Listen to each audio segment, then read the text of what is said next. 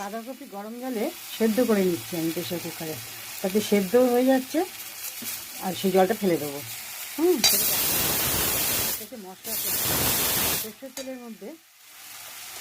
সর্ষের তেলের মধ্যে আমি জিরে, তেজপাতা, শুকনো লঙ্কা সব ধুয়ে আমি ফোড়ন দিয়েছি তেলের মধ্যে। আর দিয়েছি এই দেখুন এলাচ, ছোটো এলাচ সব ধুয়ে, আর কাঁচা লঙ্কা, টমেটো, জিরে গুঁড়ো আর আদা বাটা এইগুলো দিয়ে আমি মশলা তৈরি করেছি। আর এর মধ্যে একটা জিনিস দিচ্ছি, সেটা হচ্ছে গুড়। এটা হচ্ছে আমি গুড় হিসেবে ব্যবহার করি বলেছি না আপনাদেরকে। এই দেখুন গুড়, এই গুড় আমি দেবো।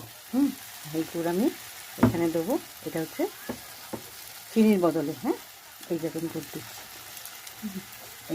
এটা মশলা হয়ে গেল। এই মশলা